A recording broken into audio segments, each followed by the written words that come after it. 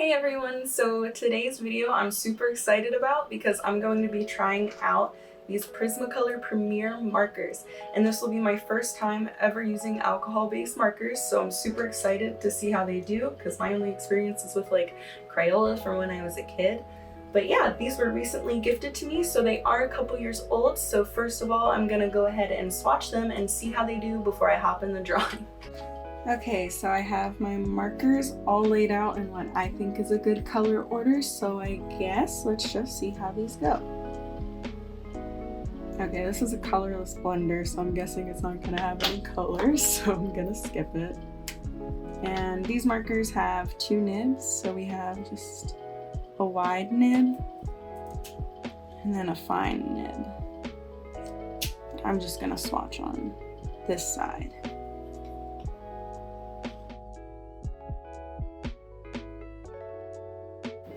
So I don't know if you can see that, but that's swatch number one, and I'm just gonna speed on through this so you don't have to watch the process of me swatching and labeling these. Swatches are done, and honestly I had no problems at all with getting the ink to come down.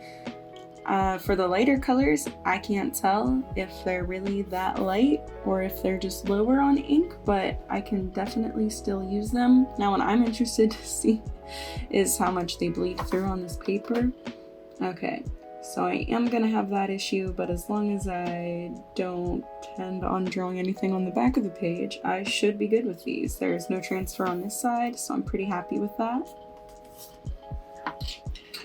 And I do have an idea for what I want to draw today. I want it to be pretty simple, not a lot of shading, because I have a feeling on this paper if I layer up too many colors it might start to eat away at it, and I just really want to do something simple for my first time using the markers. So I guess I'll get to sketching and also playing around with layering the color. So starting out with this process, I just made a couple thumbnail sketches of the concept I wanted to do. I by no means took the time to actually draw what I really wanted it to look like in the end, but I just wanted the kind of general gist to play around with the colors and see how they'll work together. Since this is my first time ever using this material, I was super cautious through this whole process and worked very, very slowly. That being said, I think I colored this for about an hour, which is a long time to spend on just kind of a rough. But it was important for me to take that time to figure out how the colors work together, how they blend, and to kind of figure out how I was going to make it work in the end for me.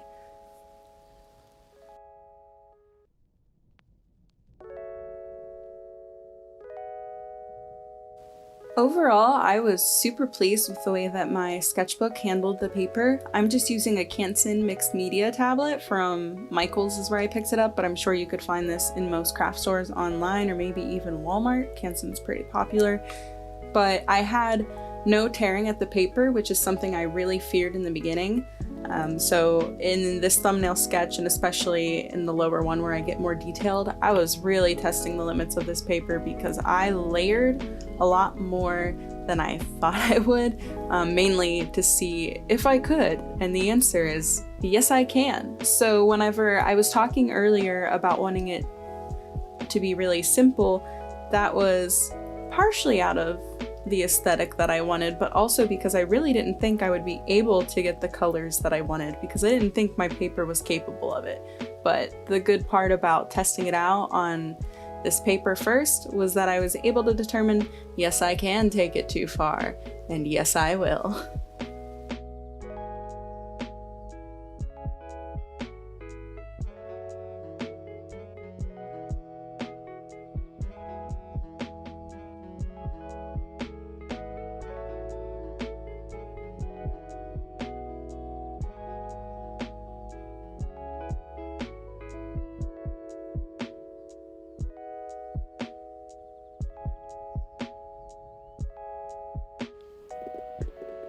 Okay, so this is the sketch, and I definitely took this too far. However, I did learn a lot of things I want to do and a lot of things I don't want to do.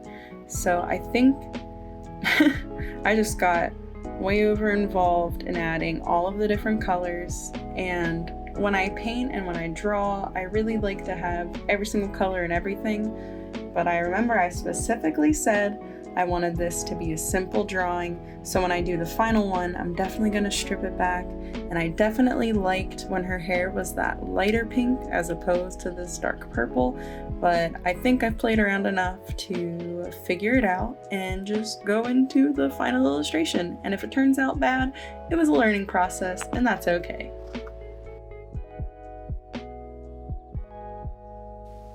Alright, so I have a little story to share with all of you, which I'm sure is really obvious because I'm pretty sure I'm going to put it in the title, but I'm going to tell you about the time that more specifically my mom, got scammed out of over $500 trying to buy Copic markers.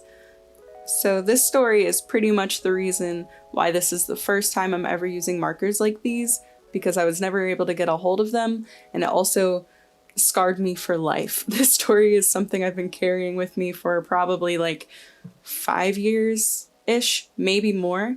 But basically, when I was younger, in high school, early high school, I was taking Saturday art classes with a couple friends. And so every Saturday I would go and we would test out new mediums, and we were always working on a bigger project. And it was honestly a really great experience for me. I learned a lot. This time of my life, I was also the most active on watching YouTube art tutorials, and I would watch Mark Crilly a lot. I don't know if I was watching Jazza at the time. I don't know if his channel was up then. I know I eventually got into him, but the YouTuber artist who I admired the most and watched the most was Bailey J. And Bailey J at the time was really well known for her Copic marker illustrations. And this was the first time I had ever heard of Copic markers. I didn't even know they were a thing or that markers could work like this. And I desperately wanted them, but I knew they were really expensive. And so nothing really lit a fire underneath me to get them more until one of the friends I was going with to these Saturday art classes, she got a set of Copics, and I was like, oh man, like I really want these markers. And at the time I had Prismacolor pencils, which were great, but they took a long time to get the coloring I wanted, and I haven't touched them in quite a minute because they were so time consuming for me to get the effects that I liked. But my mom was aware of how much I really wanted these markers. I don't think I ever asked for them, but she knew they were on my mind and that I wanted them. And so she tried getting me a set. My mom, unfortunately, has never been the most technologically literate, so she wanted to order me these markers but didn't know how to do it herself. And at the time, she was in a working environment with a woman who had an Amazon Prime account and who my mom considered herself to be friends with. And so she was talking to this woman about, not knowing how to order things online, and this woman said, well, I have an Amazon Prime account and I can order it for you. Now, my mom at first didn't order the Copics through this woman. She I don't know if she did it on purpose, starting out with smaller items, but that's what she did. She didn't order the Copics, but she did get something else. I have no idea what it was. It was fine. It went through on the Amazon Prime account. My mom paid for it, got the items, everything was fine. Eventually, my mom really trusted this woman and decided, I want to get my daughter these Copics. I'm just going to get the biggest set because I don't know much about them, and I might as well get the biggest set if I'm going to get them. Now, Copic marker sets are really expensive, and I think my mom eventually told me that she had ordered 2. So it was definitely over $500 that my mom had handed this woman. There was also other things she was buying as well for other people at the same time. And after my mom had given this woman this amount of money, weeks had passed and the Copics never showed up. Nothing my mom had ordered had ever showed up, and this woman disappeared from my mom's work environment, like she was off the face of the map. This put my mom under an insane amount of stress. She had wanted to get me these markers and now she's out like over $500. And my mom was able to have phone calls with this woman, which I was recording on my smartphone because my mom was planning to taking her to court, which she did. But here's the thing, the woman never showed up. And so even though the court was like, yeah, like she owes you this money, nothing ever happened because she didn't show up and it was never enforced. So we never got the money, we never got the markers, and that's why this is the first time I've ever touched markers like these. Speaking of the markers, because I haven't talked about the art now this whole time, using them the second time, I had a much easier time using them. I really took my time with it and just pretended that I was just working on the multiply layer in Illustrator, and that's just kind of how I approached it, and I think I was really successful, and I really like how she turned out. And even though I've never been able to use markers like these, I've never felt limited. I did watercolors instead and acrylics and just kind of made my own way. So even if you can't get a hold of a material, don't let that stop you. It doesn't make your art. You can do great things without it.